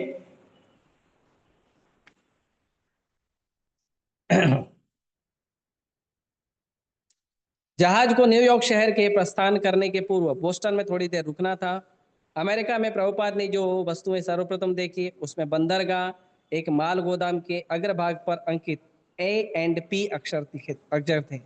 सागर तल पर फैल रहे प्रातः काल के धुंधले प्रकाश में बंदरगाह पे खड़े जहाज, झींगा मछली की रेखी, सलेटी रंग की बड़ी इमारतें और दूरी पर उठती बोस्टन की क्षितिज रेखा दिखाई देने लगी। प्रभुपाद जी थोड़ा न्यूयॉर्क पर पहुंचने के पहले बॉस्टन हार्बर पहुंचे थे और बॉस्टन हार्बर में प्रभुपाद जी ने ये सब चीज देखा। और वहां पे प्रभुपाद जी को अप्रवासी शुल्क से गुजरना पड़ा। उनके अनुमति पत्र के अनुसार वे 3 महीने तक रुक सकते थे और एक अधिकारी ने उस पर संभावित प्रस्थान की तिथि मुहर लगा दी। कैप्टन पंड्या ने प्रभुपाद को बोस्टन में, जहां वे कुछ खरीदारी करना चाहते थे, परिभ्रमण के लिए आमंत्रित किया। वे एक पुलिया पार करके एक व्यस्त व्यावसायिक क्षेत्र में गए जो प्राचीन गिरजाघरों, गोदामों, कार्यालयों, शराब घरों, भड़कीली किताबों की दुकानों, रात्रि क्लबों, खान पान गृहों से भरा था। प्रभुपाद ने सरसरी निगाह से नगर का अवलोकन किया, किंतु बोस्टन में उनके अल्पकालिक निवास में की सबसे महत्वपूर्ण घटना इस तथ्य के अतिरिक्त कि अब उनका पदार्पण अमेरिका में हो गया है, यह थी कि उन्होंने कॉमनवेल्थ घाट पर मार्कणे भागवत धर्म नाम का वैष्णव गीत लिखा। प्रभुपाद जी ने वैष्णव गीत लिखा, वो अभी हम पढ़ेंगे 5 मिनट बाद। ठीक है।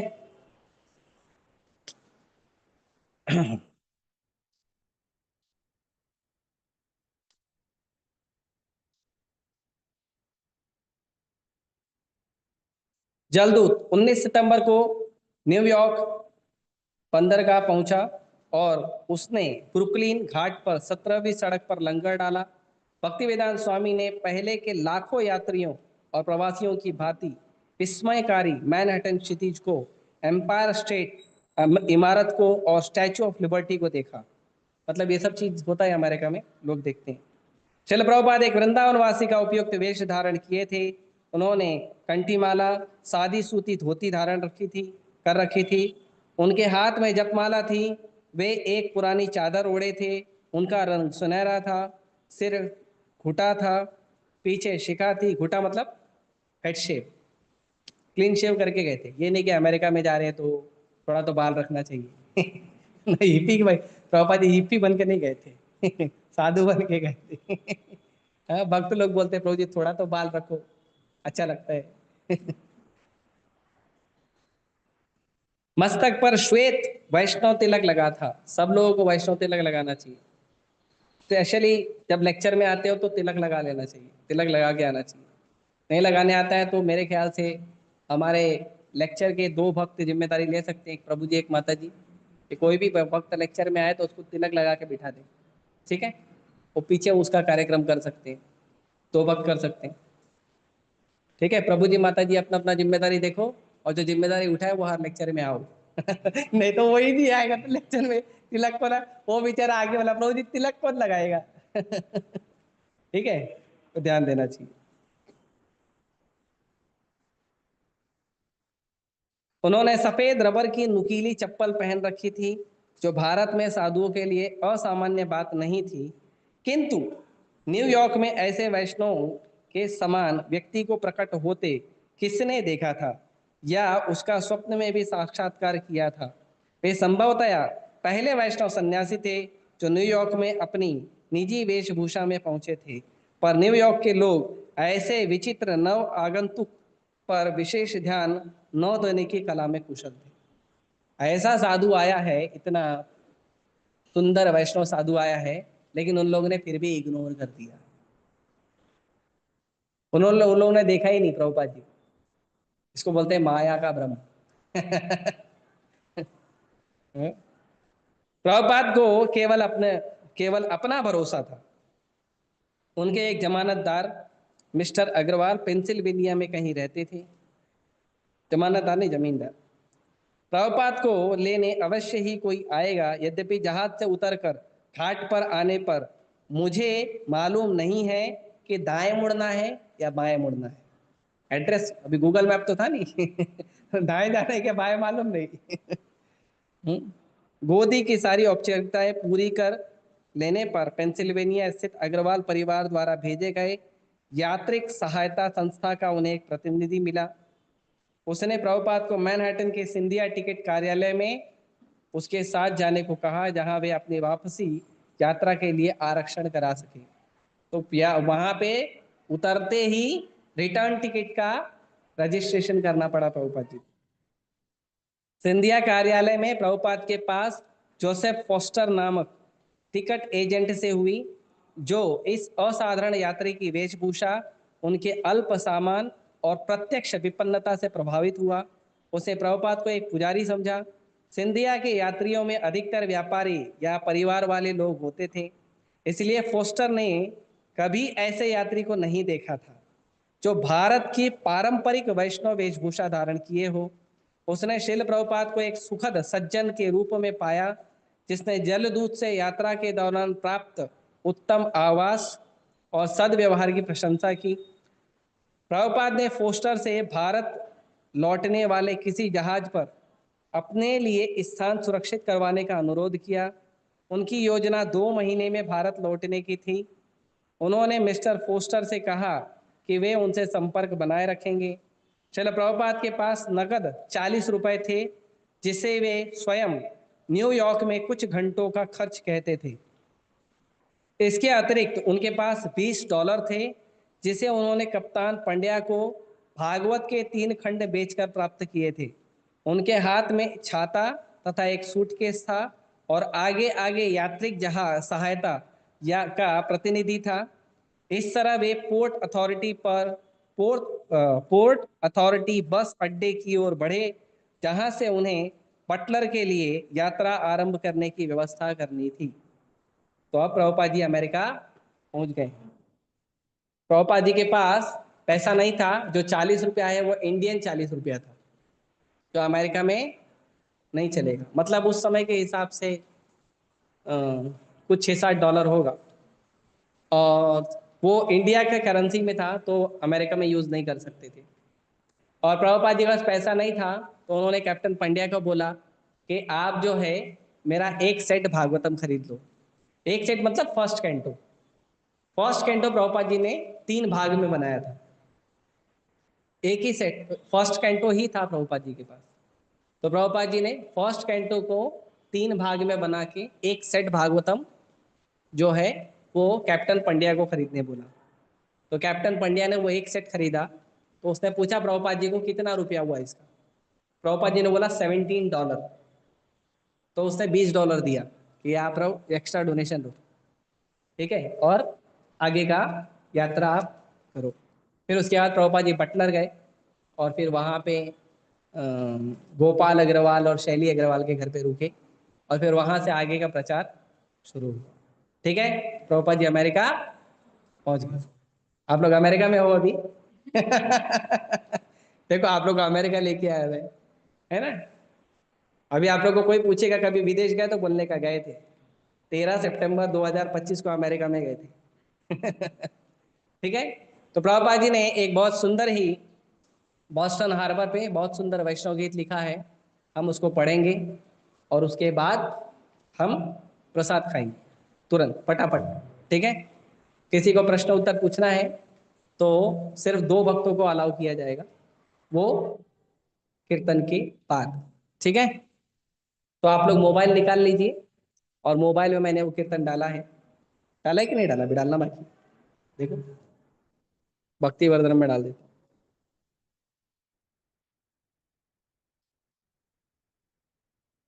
मैं मिस्टर चौकसी की बात कर रहा हूँ। कोई यहाँ पे चौकसी ने मेरे को कमेंट कर दिया सोशल मीडिया पे।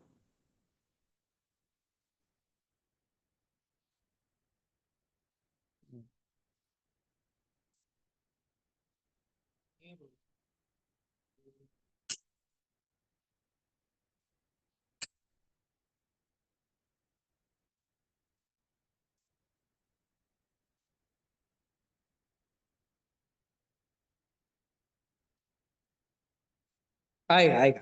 हाँ बा, टेंशन क्या, ऐसे नहीं, ये तो है।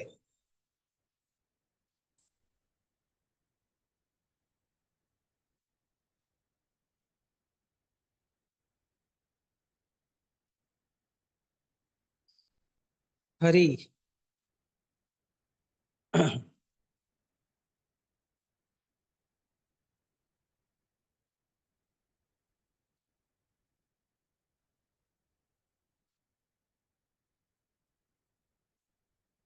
ठीक है, तो ये बड़ा है, वैष्णव गीत बड़ा है। हम एक ही बार रिपीट करेंगे, ध्यान से सुनना और रिपीट करना। ठीक है।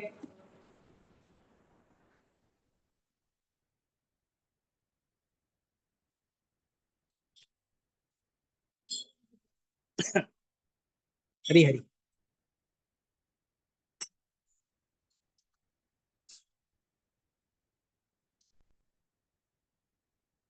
सब लोग निकाल लिए। माता जी, प्रभु जी, प्रभु जी फास्ट है थोड़े। हरे कृष्ण।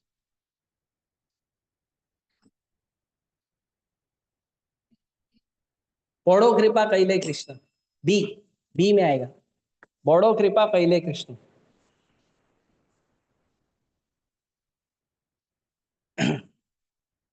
बाद में आप लोग इसका ट्रांसलेशन भी पढ़ लेना, मैं भेज दूंगा, ठीक है।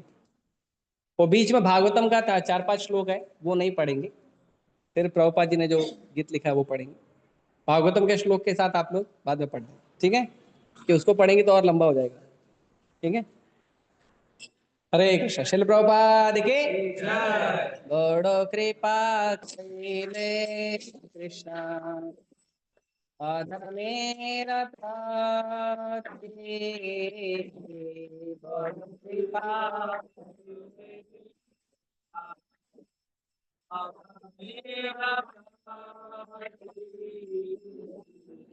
लगी नीले हेता करोड़े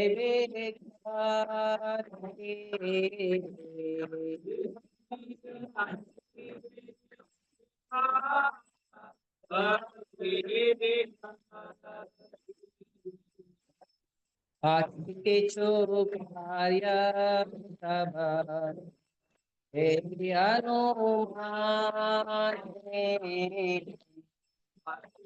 जो ताली बजा रहे हैं ना, सॉफ्ट बजाओ, ज्यादा जोर से मत बजाओ।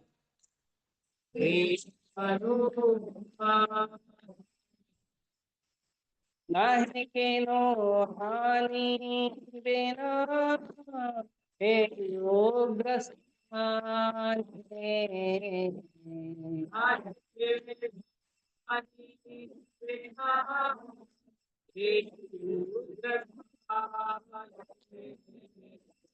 रजतम गुणे तेरा तबाए अचान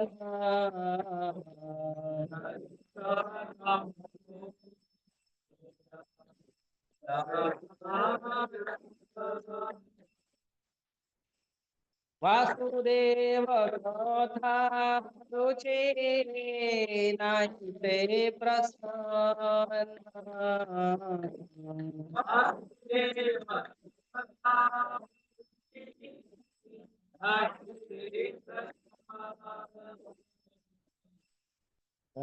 यदि तव कृपा होया है तुझे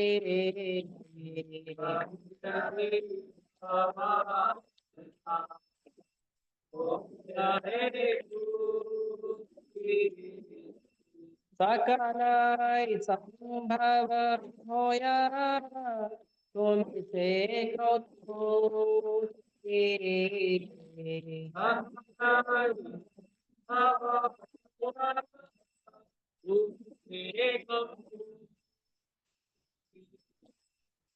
भावे बुझाले तारा मुझे तेरी रास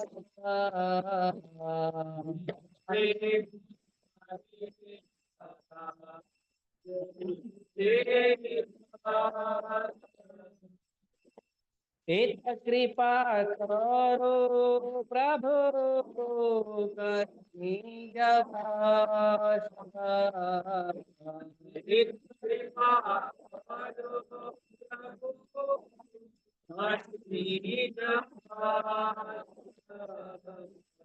तुम्हार इच्छाया सबा होय माया भाषा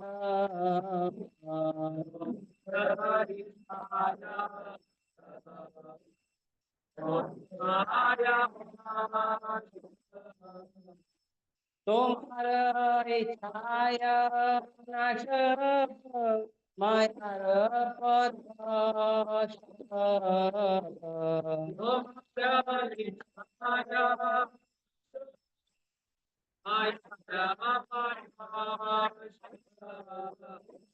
तब इच्छा होए यदि तेरा उद्धार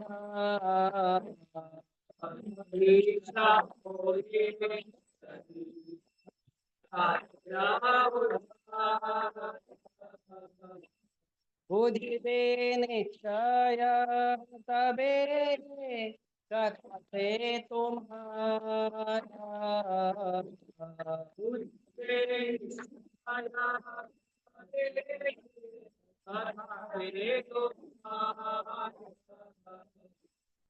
भागवतेर कथाते प्रभावतार भागवतेर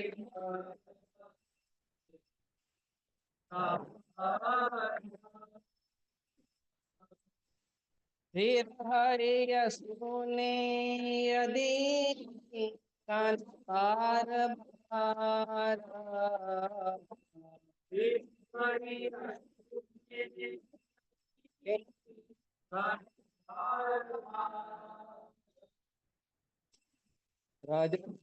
रजतमोहते तबे पाइबे निस्तार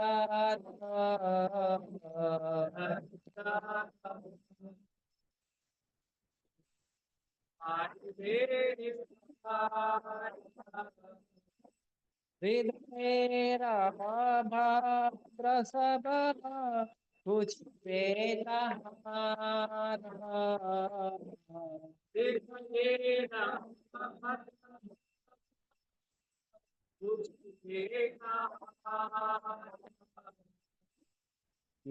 रे बुझाबो कथा वर्ते इच्छाहे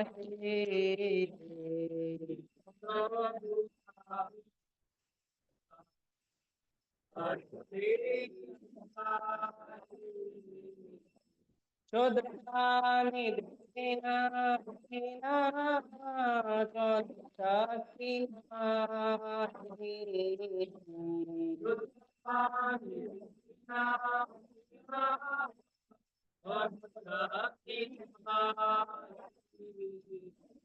अथचारिणीषु प्रभु अथ बोली बारे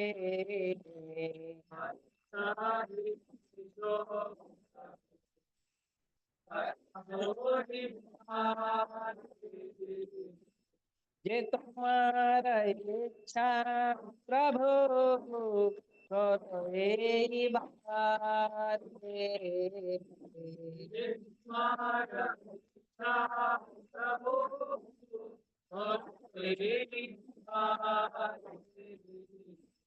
अखिल जगत गुरु वचन से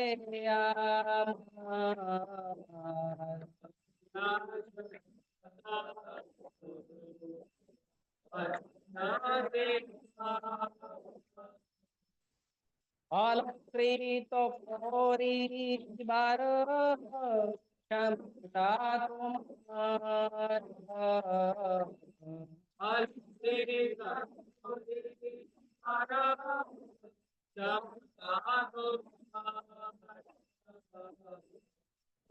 कृपा ले मोर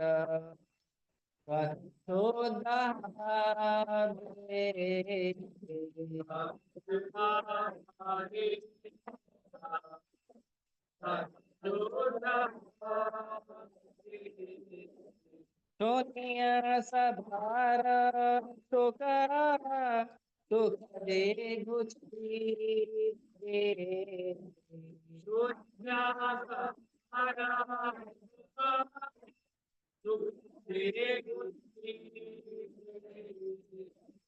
अन्य चो जदे प्रभु हमारे नाम चाहते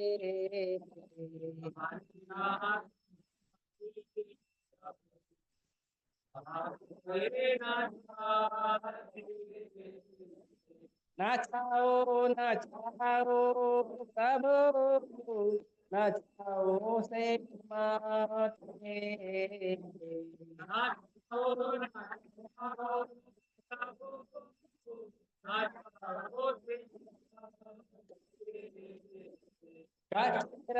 पुतले यथा न चाहो से माते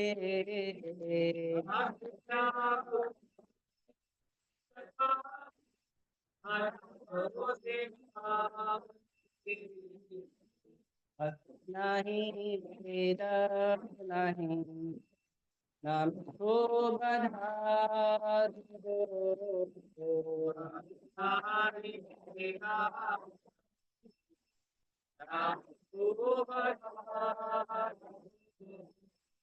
भक्ति वेदांत नमो हे सार्थक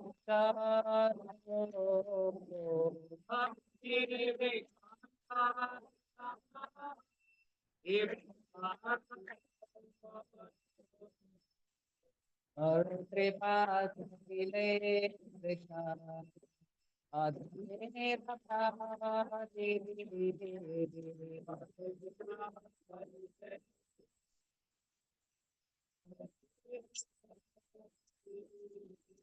और कृष्ण कृष्ण आधुनिक प्रभा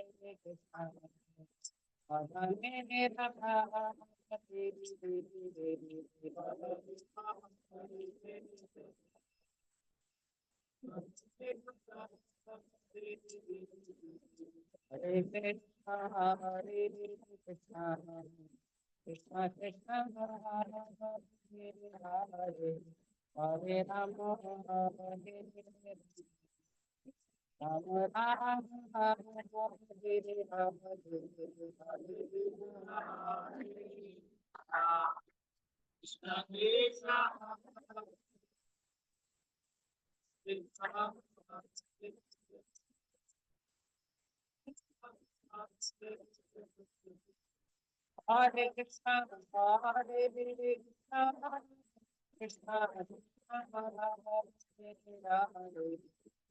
राम हरे हरे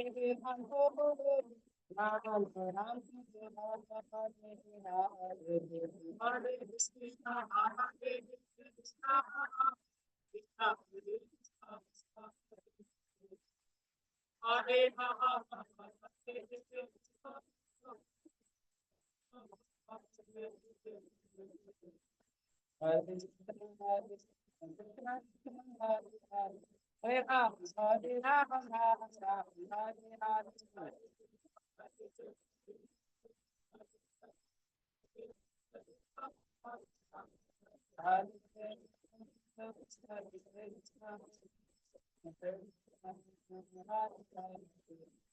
हरे राम हरे राम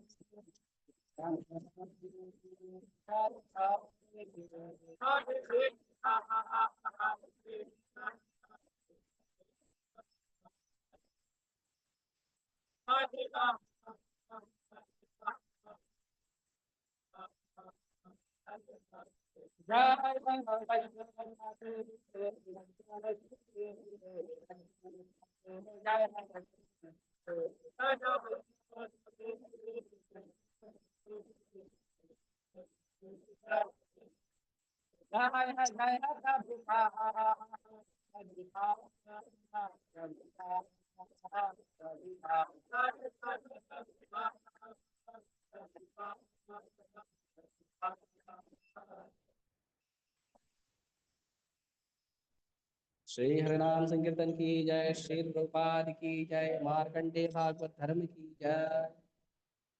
ओके, लेट हो चुका है, प्रश्न पूछना है कि हम माइंड अप करें? ठीक है, पूछो जल्दी जल्दी। Only 2 question, only 2 people. किसी का प्रश्न है?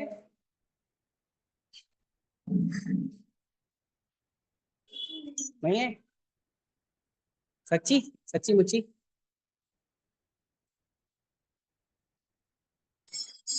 भगवत गीता और भागवतम में अंतर ये है, दोनों ही कृष्ण कथा है। भगवत गीता को कृष्ण ने कहा है और भागवतम को कृष्ण के भक्तों ने कहा है। भगवत गीता कृष्ण ने कहा है जो हमारे लिए है, हमें क्या करना है, और भागवतम में कृष्ण ने क्या किया है, कृष्ण के भक्तों के साथ कृष्ण के क्या संबंध है, वो लिखा है बस।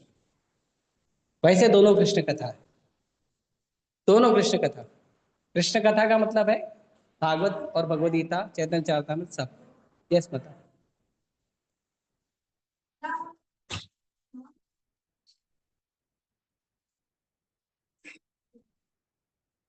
वृंदावन में किसी भी रूप में शरीर छोड़ोगे तो भगवत प्राप्ति हो जाएगी।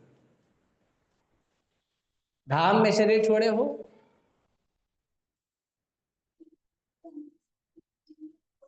तो वृंदावन में शरीर छूटेगा कैसे? वृंदावन चंद्र का अगर शरण नहीं मिलेगा तो वृंदावन में शरीर कैसे छूटेगा? वृंदावन में जो पशु भी होते हैं ना, उनमें से कोई भी अभक्त नहीं होता है। वृंदावन के अंदर जो भक्त हैं, जो अभक्त हैं, जितने भी लोग वृंदावन में रहते हैं, स्पेशली जो वृंदावन में वास करते हैं, निवास करते हैं, वो सबको देवता लोग चतुर्भुज में देखते हैं, चार हाथ में देखते हैं। मतलब वो सब देवताओं को विष्णु दूत दिखते हैं। कोई जानवर हम लोग देखते, कुत्ता बिल्ली है ना, ये हम लोग देखते हैं, बकरी गधा हम देखते हैं। वो लोग सिर्फ चतुर्भुज 4 हैंडेड विष्णु फॉर्म देखते हैं। मतलब वो उनका आखिरी जन्म होता है, वो निकल जाएंगे, इस जन्म के बाद वो चले जाएंगे भगवत धाम। तो मनुष्य की क्या बात करोगे आप, सब भगवत धाम जाते हैं। परंतु वृंदावन में शरीर छोड़ना इतना आसान नहीं है। और दूसरी बात यह है कि वृंदावन का मतलब है जहां कृष्ण है, जहां कृष्ण के भक्त है, वो वृंदावन है। ये जो शिव जी का मंदिर है, ये भी वृंदावन है। यहाँ पे कृष्ण भगवान है, उनकी सेवा की जाती है। ये अयोध्या है, वहां पे श्री राम जी है, उनकी सेवा होती है। ये महाकाल लोक है, यहाँ पे शिव पार्वती है, उनकी सेवा होती है। ये सारे धाम यहीं पे है। हाँ, तो हमें वृंदावन मतलब वृंदावन चेतना, उसको वृंदावन कहते हैं। वृंदावन में इसीलिए अपराध है, वृंदावन में बिजनेस करने के लिए नहीं जाना चाहिए। नौकरी व्यापार धंधा करे, पैसा कमाने के लिए वृंदावन जाए, वो अच्छा भाव नहीं, अपराध है। ठीक है।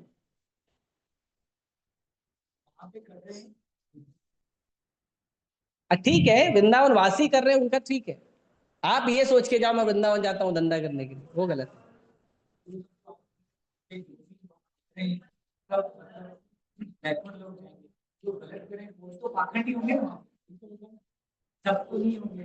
वो हमको नहीं देखना है। देखो मैं एक बता रहा हूँ, सीक्रेट चीज बता रहा हूँ, पर इसको आप स्टैंडर्ड स्टेटमेंट मत लेना। पर ऐसा है, वृंदावन में अगर किसी ने मछली खाया ना, उसको यज्ञ का फल खाने का फल मिलता है, यज्ञ का प्रसाद खाने का फल मिलता है। आपको मिलेगा क्या? नहीं ना। वो वृंदावन वासी के लिए एक्स्ट्रा स्पेशल प्रोविजन है। जो धाम में जो मछली भी खाता है, उसको हविष खाने का फल मिलता है। हविष मतलब यज्ञ का महाप्रसाद। ये प्रोविजन हमारे लिए नहीं है, ये धामवासी के लिए है। इसके लिए हमको और जितने भी वृंदावन के लोग हैं, या मायापुर के, या जगन्नाथपुरी के, या जो भी धाम के लोग हैं, धामवासी के लिए हमेशा सम्मान रहना चाहिए। हमेशा प्रयास करो उनसे झगड़े में ना उलझो। आप जाओगे उधर 5 रुपए के लिए लड़ाई करो, नहीं आपने मेरा 5 रुपए बोला था, दे दो, 5 की जगह 50 दे दो। डोंट फाइट, समझे? 2-4 रुपए 10 रुपए ले लिया एक्स्ट्रा, दे दो, बी हैप्पी, डोंट फाइट। क्योंकि अगर वो वृंदावन चंद्र को अगर अच्छा नहीं लगा ना, हाँ, फिर देख लेना वो क्या करेंगे, वो लुका लुका उठे। ओके, हरे कृष्णा। चलो प्रभुपाद की जय।